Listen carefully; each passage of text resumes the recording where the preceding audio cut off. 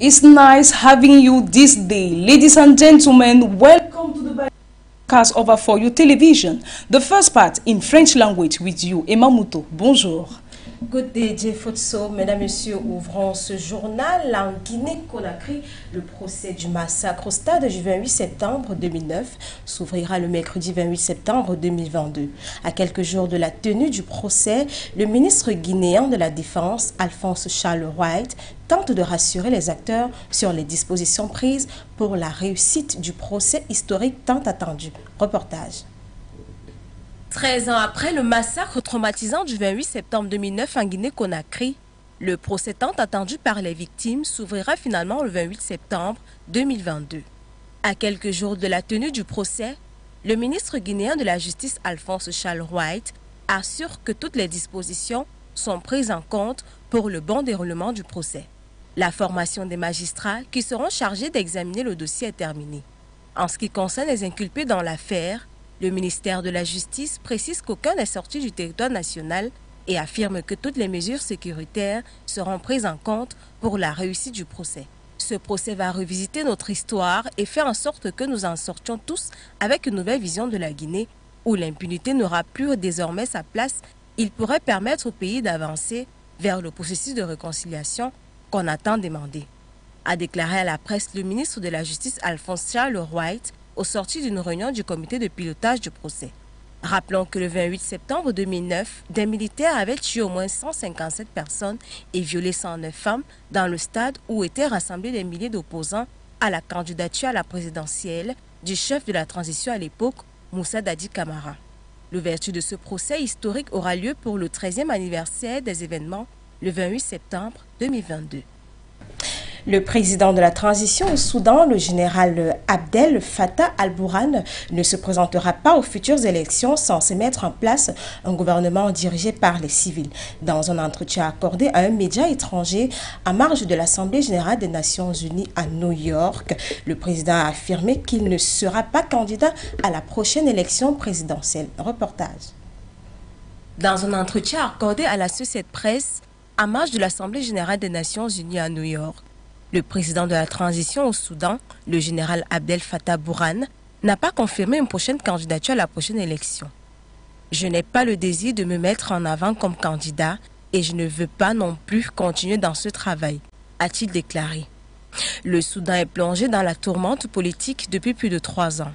Son économie vacille et selon le Fonds monétaire international, l'inflation devra atteindre le taux vertigieux de 245% cette année.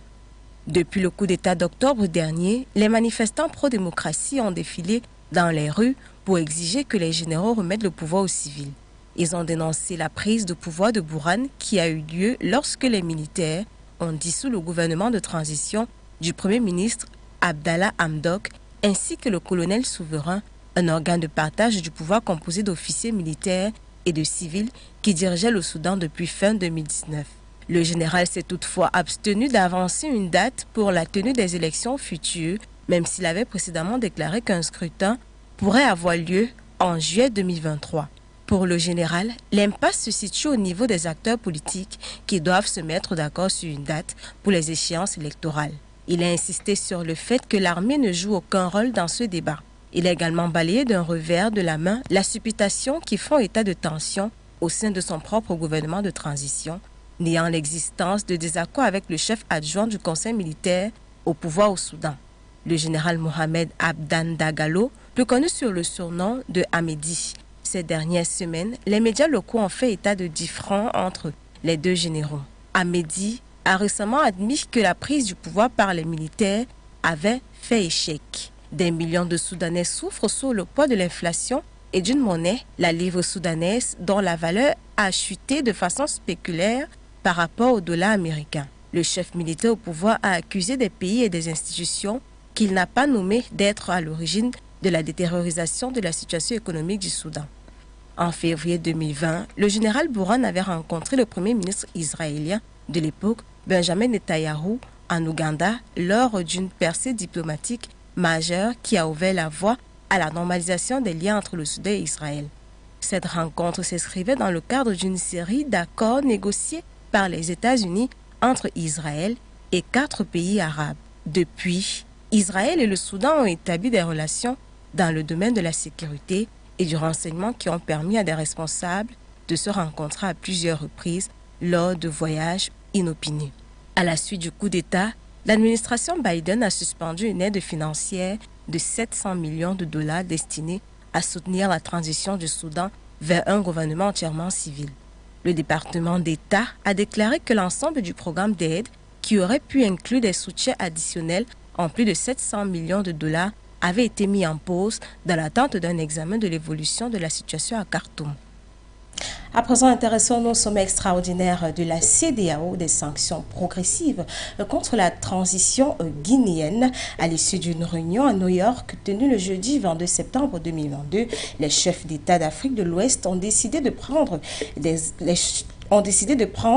des sanctions progressives contre les autorités de la transition guinéenne. Ils ont également réclamé la libération des 46 militaires ivoiriens détenus au Mali. Pour y parvenir, la CEDEAO dépêchera les présidents du Ghana, du Togo et du Sénégal afin de convaincre le colonel Assimi Goïta. Élément de réponse dans ce reportage signé Nguéné. Réunis le 22 septembre 2022 en sommet extraordinaire à New York, les dirigeants des États ouest-africains ont annoncé des sanctions progressives contre la Guinée. Très rapidement, le président en exercice de la CEDEAO et le président de la commission de la CEDEAO vont établir une liste de personnes à sanctionner et de manière graduelle appliquer ces sanctions. Voilà ce qu'on peut lire dans un document résumant cette réunion des chefs d'État tenue à huis clos dans un climat tendu entre certains de ses membres et autour de multiples crises qui secouent le sous-continent. À en croire les chefs d'État de la CEDEAO, cette mesure a fait suite à l'inflexibilité du pouvoir de transition en Guinée sur une date de retour du pouvoir au civil. Autre sujet sur la table lors de ce sommet extraordinaire délocalisé, la question des 46 mercenaires inculpés et écroués à Bamako. À cette préoccupation précise, tous les dirigeants ouest-africains, à l'exception du Mali, de la Guinée ou encore du Burkina Faso suspendus de la CEDEAO, ont réclamé la libération sans délai des 46 mercenaires ivoiriens encore détenus au Mali.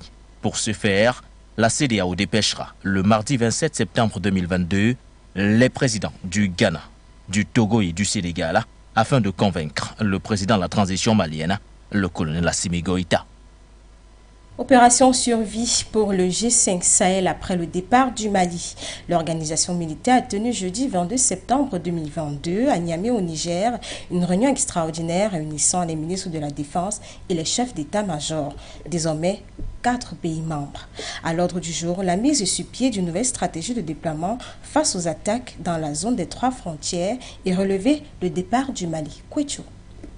Réunis en session extraordinaire ce jeudi 22 septembre à Niamey au Niger, les ministres de la Défense et les chefs d'état-major des pays du G5 Sahel réfléchissent à une nouvelle stratégie à adopter afin de pallier au retrait du Mali de cette organisation. Cette situation nous impose d'adopter de nouvelles stratégies pour lutter efficacement contre les groupes armés terroristes dans l'espace commun, indique le communiqué final de cette réunion rendue publique, et qui stipule également que la situation sécuritaire demeure préoccupante, notamment dans la zone des 3 frontières, c'est-à-dire celle entre le Burkina Faso, le Niger et le Mali.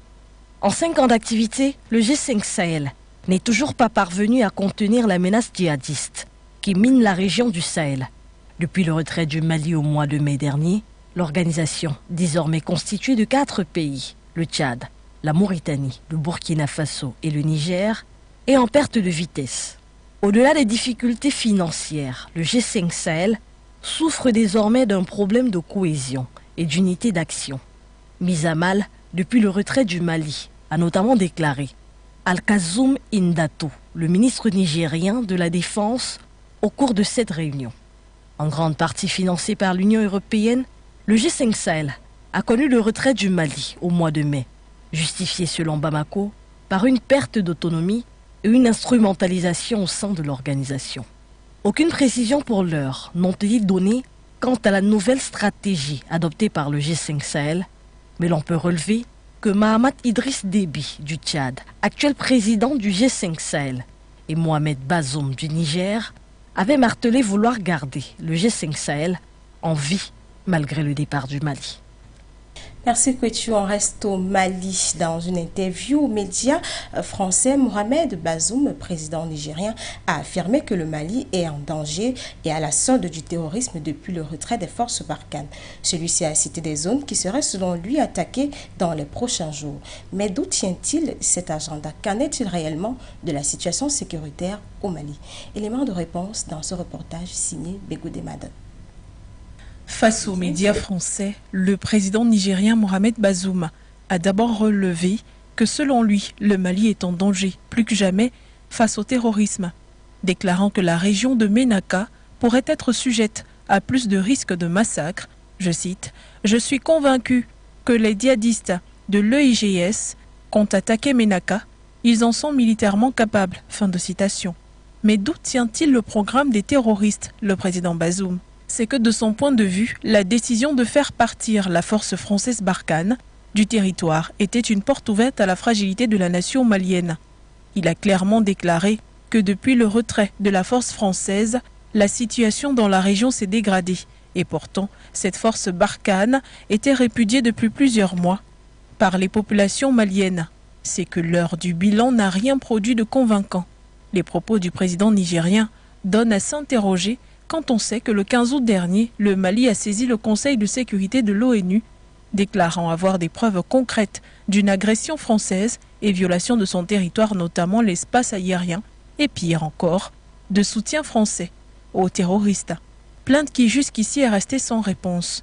En ce qui concerne la situation sécuritaire de Gao, de Ménaka, le gouvernement malien avait annoncé des mesures renforcées pour combattre au mieux le terrorisme, ainsi que sur le territoire national. Le Mali avait opté pour un développement de coopération avec plusieurs Africains, comme le Rwanda, en mai dernier dans le but de renforcer ses capacités en termes de protection de civils et défense territoriale, mais également avec la Fédération de Russie. Jusqu'ici, les bilans n'ont pas été en or, mais le gouvernement malien a assuré que la protection territoriale et civile était en pole position des priorités de la transition. Mais durant la période du 15 au 21 septembre, au centre du pays, 36 terroristes ont été neutralisés à Mopti, selon le colonel Souleymane Dembélé, directeur de l'information et des relations publiques des armées. Ceci grâce à des opérations aéroportées, mais celui-ci annonce aussi la mort de plusieurs soldats, notamment 4 des forces armées maliennes. Les localités d'activité sécuritaire intense sont Samazoso, Timissa, Fatoma, Goniabe, Diofologo, la dernière cueillette, a eu lieu le 21 septembre 2022. Il s'agissait d'un terroriste, auteur de pose d'engins explosifs improvisés et ses complices qui ont été neutralisés par les forces armées maliennes. Merci Begoudé Madone, c'est avec vous que nous mettons un terme à cette première partie du journal. La suite c'est en langue anglaise avec vous, Jay Fotso, une fois de plus, côté. Bonjour, Emamuto, and we kick off this second segment into the Sahel region to say that the president of Guinea-Bissau and that of Niger, both acting chair in different organizations, expressed themselves on the issue at security during the United Nations General Assembly. They call upon other world leaders to make a positive change in their geographic areas. Our student journalist, Ewane Ipole, reports. Umaro Sissoko Embalo, chairman of the Economic Community of West African States and president of Guinea-Bissau during the United Nations General Assembly, seized the opportunity to draw the attention of world leaders on the evolution of terrorism, violent extremism, and traditional crime in the Sahel region. He called for the involvement of the community in general and the United Nations in particular, in order to remedy issues that plague their territory.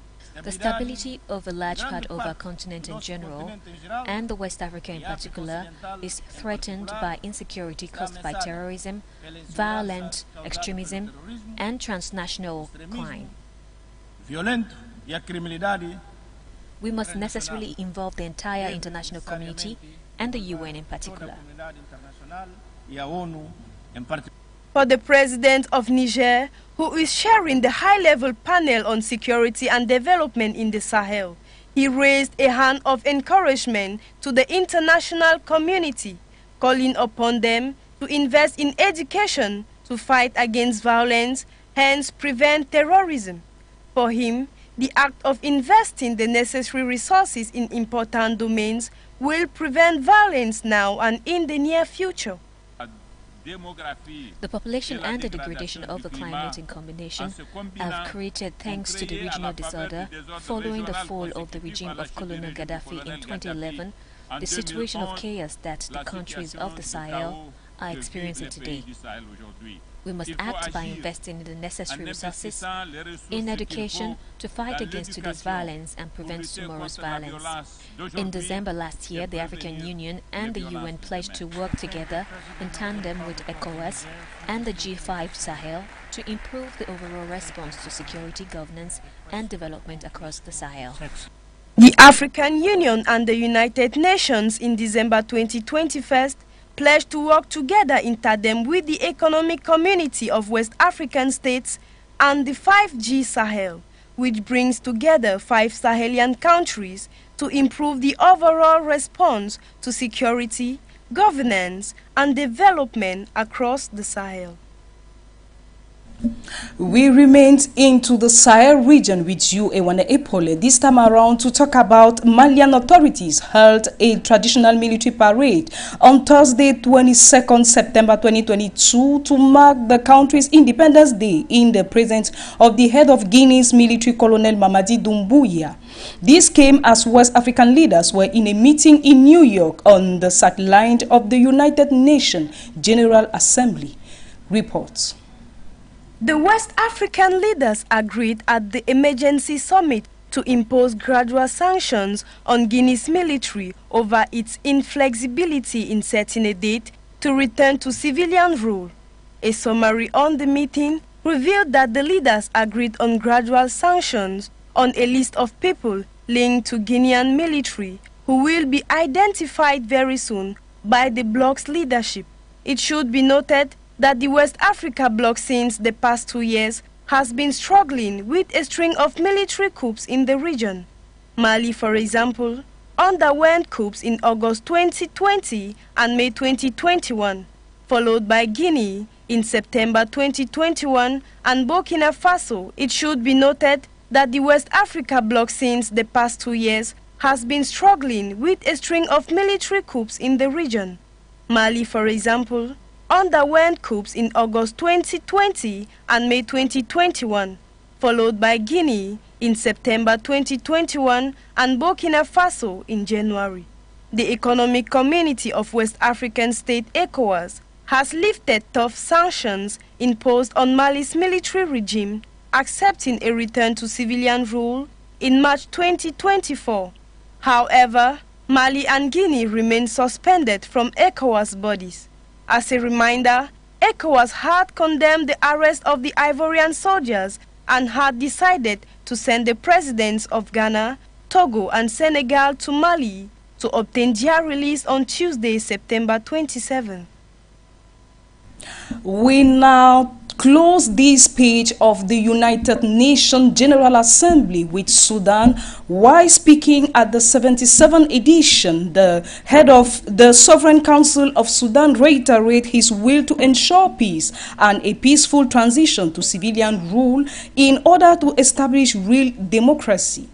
In the following element and extract of his speech from the perch of the United Nations, we take a listen.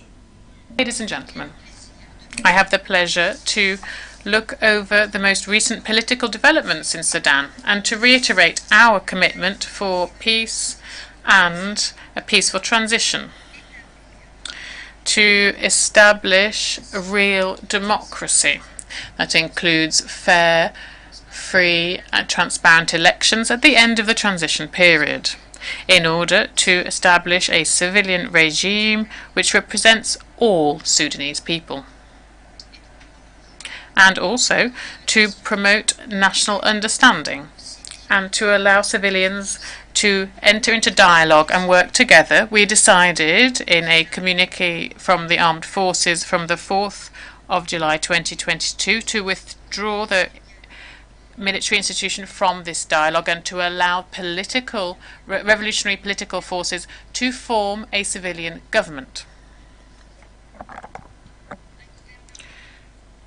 This will be a government which will be independent and will implement the rest of remaining requests from the transition period. Here, I wish to reiterate our commitment to cooperate with UNITAMS in line with the United Nations Charter and its mandate set forth by a Security Council resolution and in line with the list of requests presented by Sudan to the United Nations to promote the transition. You are still listening to the bilingual newscast of For You television. We now talk something else in Cameroon to say that the military says 3 members of its airborne battalion attacked civilians and killed 2 mothers in Nilbat, an English-speaking village in the Andek district. The details in the subsequent reports. A statement signed Wednesday by military spokesperson Serge Cyril Atonfak says the troops were dispatched to fight separatists in the troubled northwest region. The troops violated orders from military hierarchy and started shooting indiscriminately on civilians, the military says, adding that 1 shooter killed 2 harmless mothers. The government says family members of the killed mothers rushed to the scene and collected corpses when the government troop left. Diane Geka, a relative of 1 victim, said civilians sealed their businesses and refused to go to their farms for 3 days as a sign of protest against Monday's killing. A young Taj, an official with the Center of Human Rights and Democracy in Africa, says right groups in Cameroon will continue exerting pressure until the military punish all of its troops who have committed atrocities. Activist groups also accuse Cameroon government troops who were deployed to secure school when the academic year opened on September 5 of killing scores of villagers in western towns and villages including Andek, Wum, Boyo, Bamenda and Kumba. The military described the accusation as unfounded but promised to punish troops who killed a civilian in Andek. The government has not said what the punishment will be, and the accused soldiers' whereabouts remain unknown. In April, Cameroon government also acknowledged that soldiers had killed 3 women and 10 children in a February massacre that they then tried to cover up by torching houses and blaming rebels. Right groups have repeatedly accused both Cameroon military and Anglophone separatists of killing civilians and torching their homes during their 5 years of fighting. Each side rejected the accusation as intended to tarnish its image.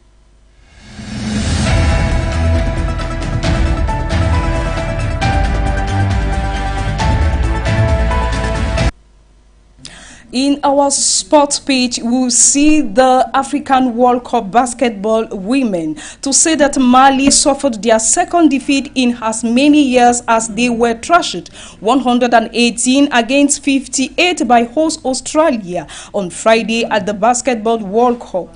Having suffered a 89 against 56 loss to Japan on Thursday, September 22, the African runner-up champions lost every quadrants.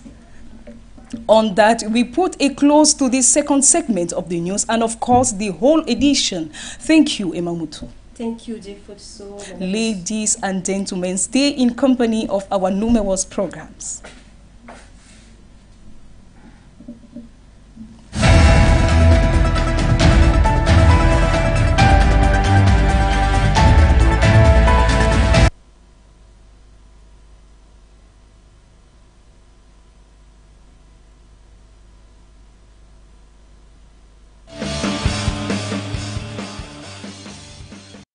Votre chaîne de télévision panafricaine For You Télévision, une autre vision du monde.